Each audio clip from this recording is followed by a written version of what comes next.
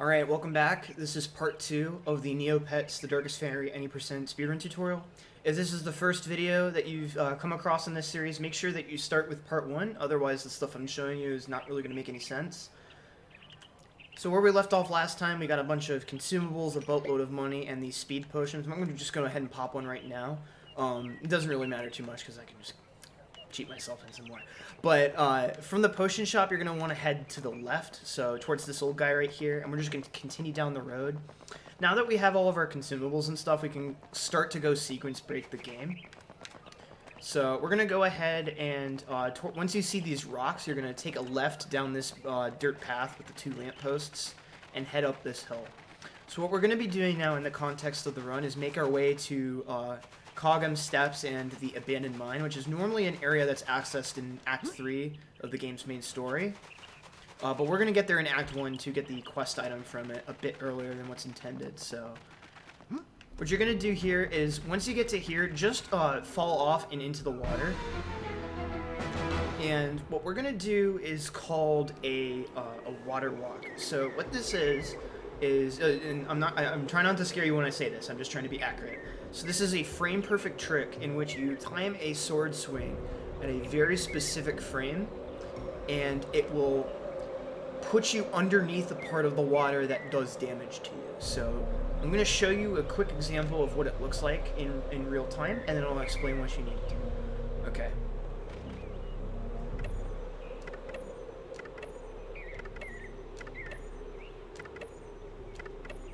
That was not going to work. Give me another try. That one's late. Oh, that worked. Interesting. I thought I buffered a frame too late. Not a huge deal, though. I made that look really hard, but I promise you there's a really easy setup to get it work 100% of the time. So by doing that sword swing on the correct frame, Tor is walking around in the water, and we're now out of bounds. If you want to, when you start practicing this, if you jump while you're inside of the river, it'll just warp you back on top. Now, if you're playing without the practice hack, if you go, I'm not going to go there, but if you explore a bit further down the way, you can find a save point. I highly recommend making a practice save here, either if at the save point, or if you're playing with the practice hack, what you can do is go into the hack menu, save a game. I already have one here, so I'm not going to save over it. But you can create a practice save here, so that when we get into later stages of the sequence, you can practice the whole thing from start to finish. So highly recommend making a save here. Alright, so what are we doing? So like I said, we're doing the sword swing on a specific frame, but what we're doing is something called pause buffering. So the motion for pause buffering, we're gonna start with the pause buffering before we get to the actual swing and what visual cue we're looking for. But the way that pause buffering works is that you can advance the game forward frame by frame by buffering a pause input. So let's say I jump off this ledge and hit select. So I'm using select as the method for pause buffering. What I can do is press triangle to close the menu, and then hold select after pressing triangle. And what that will do is that will queue up a select input on the next frame. So I hit triangle, hold select, and you see that it buffers 1 frame. And it's pretty lenient, so ba-ba. It's very lenient. You don't have to you don't have to white knuckle it. It's actually a very lenient timing, so.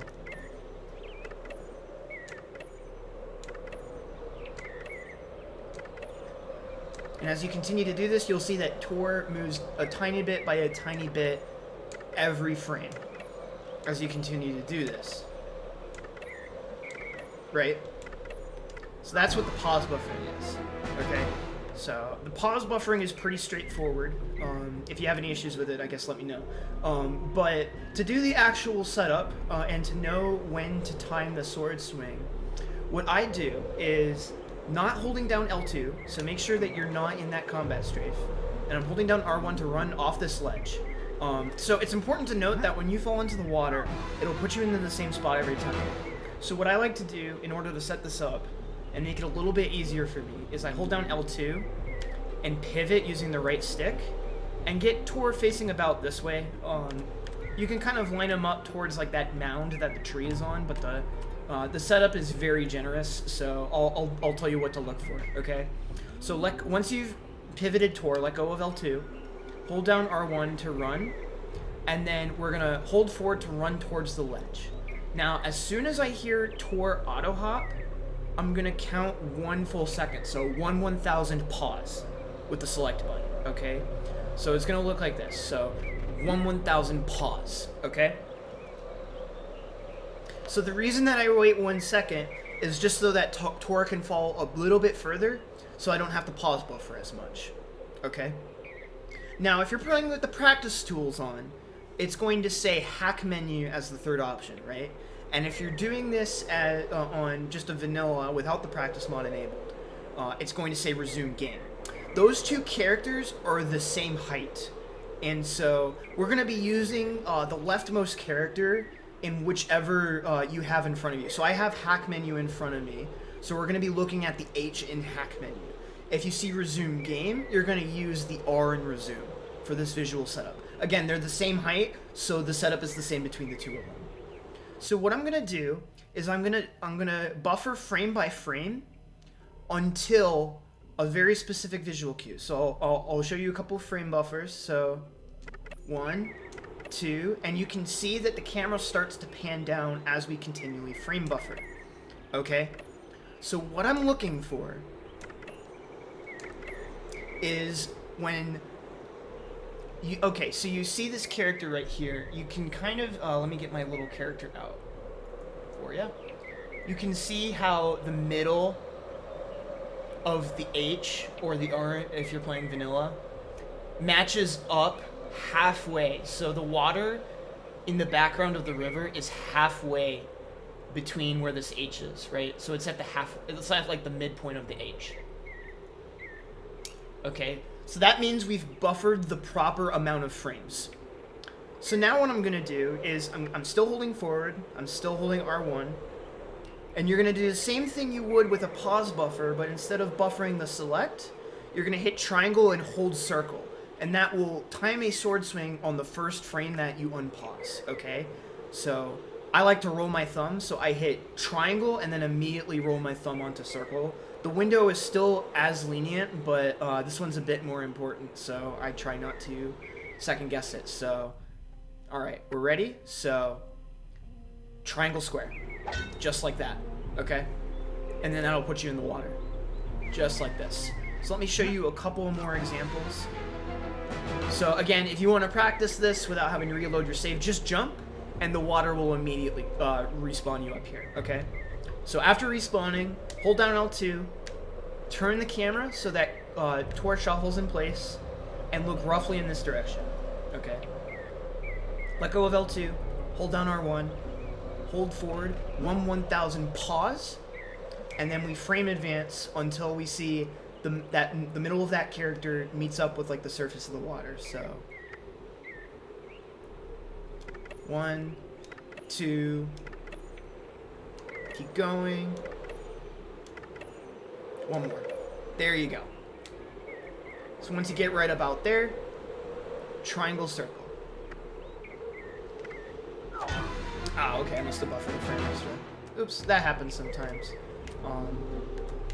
If that happens, try pointing Tor a little bit more to the left, so like this. Yeah.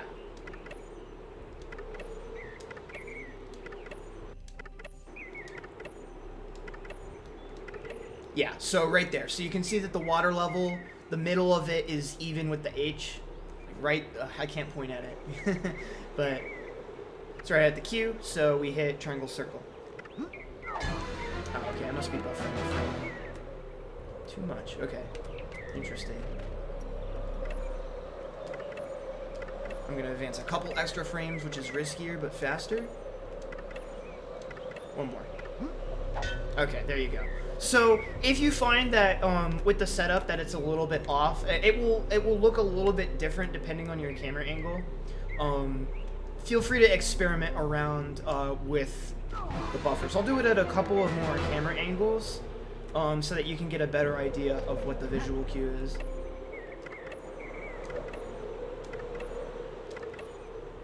One more frame. Beautiful. Okay. And I'll do one with the camera a little more to the left. I find that keeping the camera more towards the middle here of the mound is a bit easier, but... And the later that you start pause buffering, the faster it will be. As you continue to improve, that's something that you can work on. So, yeah, so there you go. There you have it. All right. So now once we're in the water, what do we do?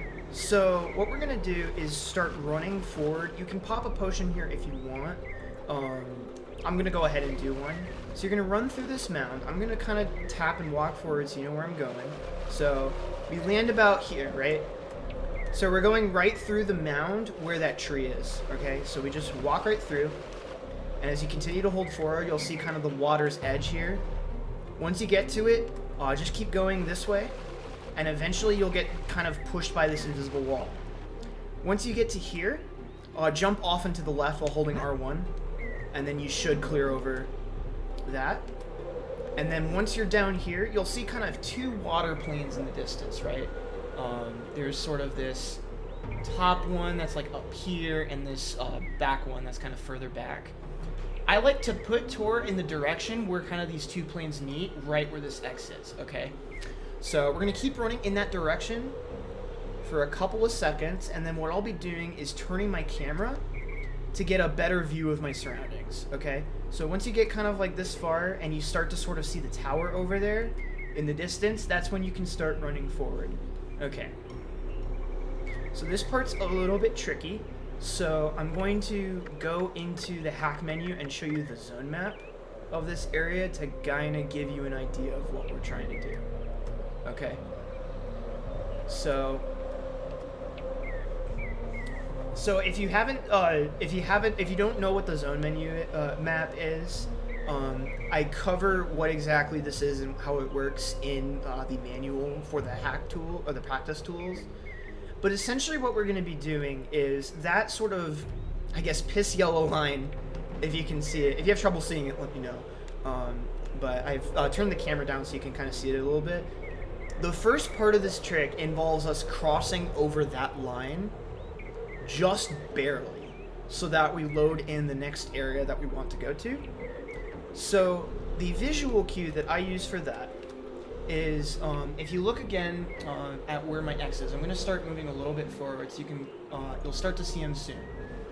So on this little mass up here, right, you're going to see a couple of rocks. So this one up at the top, this rightmost one, is the one that I use for this cue. And so what you're going to do is, I'll have the potion on for reference. Is you're gonna run with kind of the camera at a neutral angle, just at like the default angle. You're gonna run forward until that rightmost rock passes over the top of the screen, and then stop. So stop now. Okay, so you see it goes over the top, and you'll see this all spawn in. If you go a little bit further in, that's fine. You may fall on something. Just kind of hold backwards, and hopefully you'll land where you need to. Alright, so now that we're here, yeah, you can see the camera's kind of being a little strange, so let me show you the zone map. Show you the zone map. Okay. It'll take a little second to draw. So now, as you can see, we crossed past the yellow barrier, but without kind of hitting this sort of red bit that would teleport us up. If you look at those red and green sections, that's kind of bits of geometry that can get you snagged and up warp you like we did in that trick at the beginning of the run. So we try not to go too far forward in order to ensure that we don't get teleported up, okay? So now what we're trying to do, okay, thank you, camera. I'm gonna back up a little bit, sort of back into the right, and we don't really need this at the moment. So what we're gonna do is turn around, and that kind of weird column barrel-shaped thing I'll point out with the handy little X indicator. So we kind of want to go towards this thing, but around like the right side, like over here. So now follow closely the way that I'm moving through here, okay? So at the start, so I'm going to have to repotion here. because I ran out. But you want to sort of start by heading kind of parallel to this water plane, and then you can start moving a bit up and to the right and start moving towards this area. Now, as I'm moving here, I'm being careful to take a bit of a wide arc around this thing, just to make sure that I don't hit any loading planes, right? So you're going to see some things start to load in. I'm holding down and to the right on my camera stick in order to be able to better see the stuff that's spawning in, up, and around me, right? And so as we get towards here, you can kind of see this bridge over here and this sort of cone, or upside down cone. And that's kind of going to be our goal destination. So what we want to do is upwarp on top of that. Now, if you look right where this X is, I'll make it a little bit smaller so it's a little bit easier to see. If you look where the X is, that's a solid wall. So only part of Cogham steps is loaded right now. So when we upwarp, our goal is to be behind that wall, so that we don't accidentally upwarp back in bounds, which kind of necessitates a reset to that save file we made earlier. Okay, so what we're doing is when I'm looking at this platform, I'm kind of aiming a bit more towards the right of it, so that I stay clipped out of bounds when I touch the platform. We need to upwarp to it in order to access the mines, which is our current destination. In terms of the speedrun, you'll hopefully see in the next video why this is so important. So, with that in tow, we're going to just run straight forward towards it, and it should hopefully upwarp us right to here, okay? So you'll see this big kind of platform that we just teleported on, and that in front of us is the wall that we were trying to avoid clipping through the other side of. Now, once you're up here, it'll take a few moments. It spawned in while I was talking, but you'll see this tiny little ledge appear. So what I do is I walk on top of it, hold down L2, and then with the run button, hold left. And that'll make me fall right off, and then you can start holding forward and a bit to the left. And now our goal is to go towards this big column right here.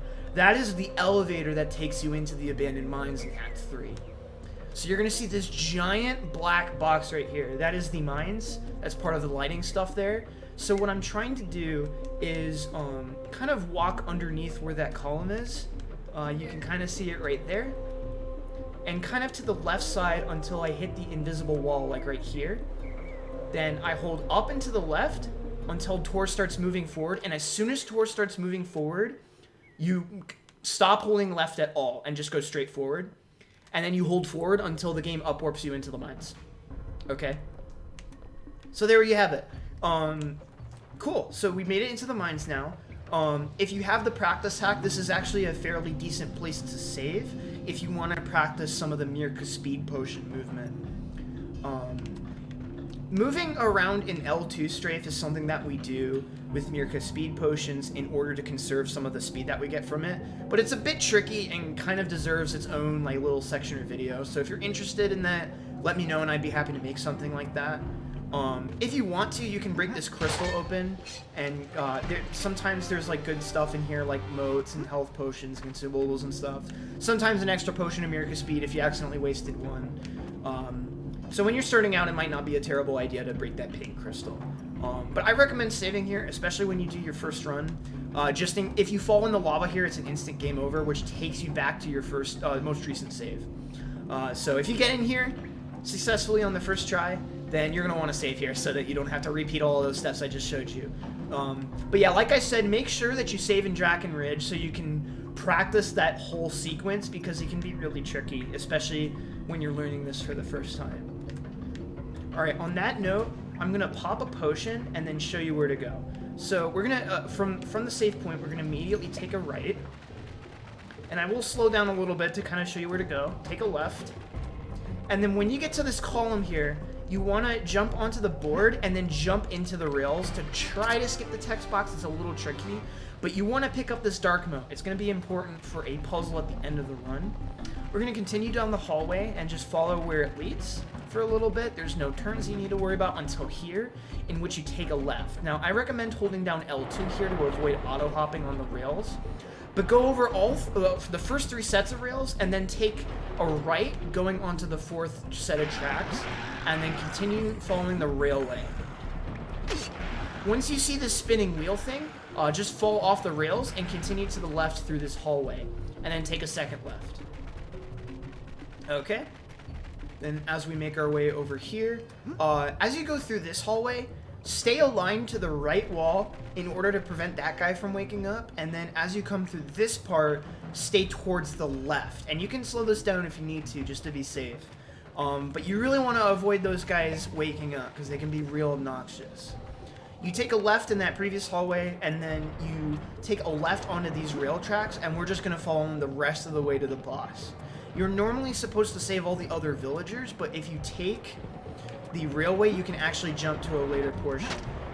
Feel free to do this without the Mirka speed potion, or do it without the run button if you're feeling kind of anxious about the movement.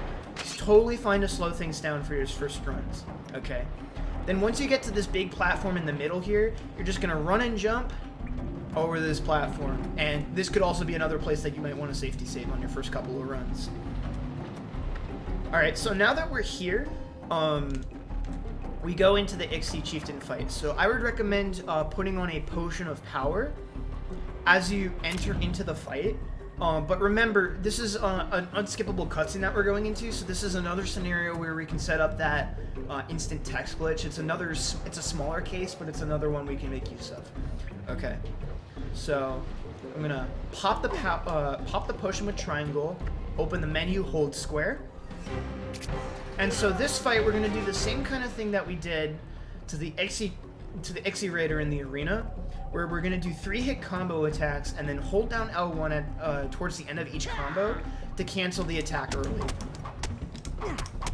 So just hold towards whatever direction the boss is, okay? If you don't hit it perfectly, that's totally fine. Just try to stay away from any edges. As long as you stay right next to the boss, he really can't hurt you. And if you're really having trouble hitting the 3-hit combos consistently with the shield cancel especially, just go for jump and then circle attacks, okay? The jump and then ground, like the sort of jumping attack, if you will, is actually fairly decent for dealing damage and tends to keep the boss in one spot, so that might be easier for you depending on your your comfort level, I suppose. Okay. So once we finish the boss fight, we turn around, and then we're going to hold R1, and for these platforms specifically, don't use the auto jump. Jump way before you approach the ledge, because these ledges are notorious for activating a bug which can eat your jump and just send you straight into the lava. So, warning you in advance, jump much earlier than you'd expect, okay? So, before you run into this cutscene, you can do it while you're jumping, which is a bit riskier, but you can actually land or ledge grab a little bit earlier here before you talk to the guy, and then you can do the same thing where you open up the consumables menu, hold square, and it's going to skip through all of the dialogue for you here.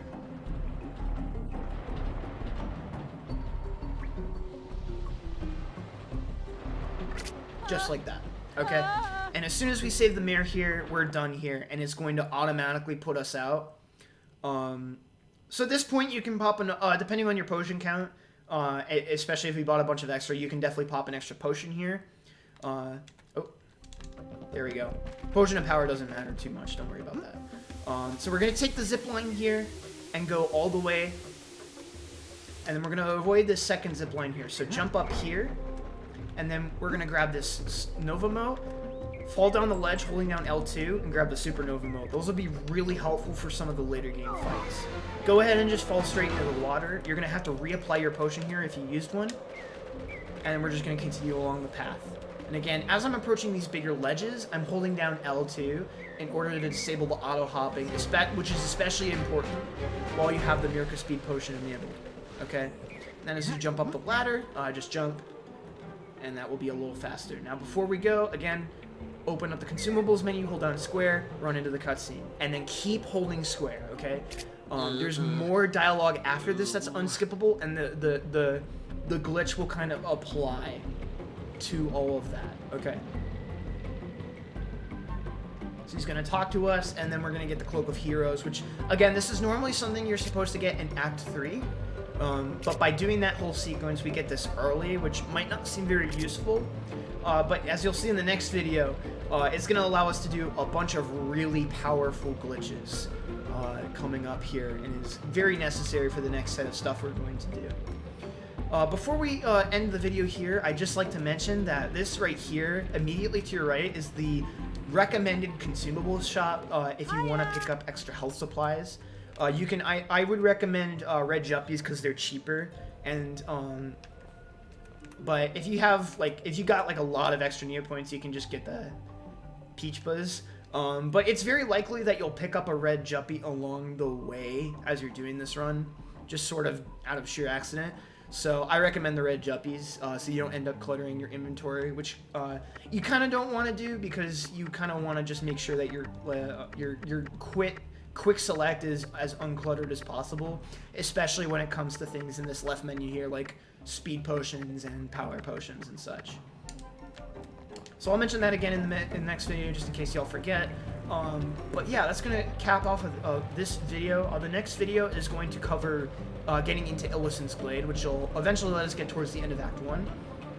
Hope you all found this useful and or helpful. Please let me know if you have any feedback or questions, or if I could have clarified anything a bit better. I'm more than happy to remake this video if necessary.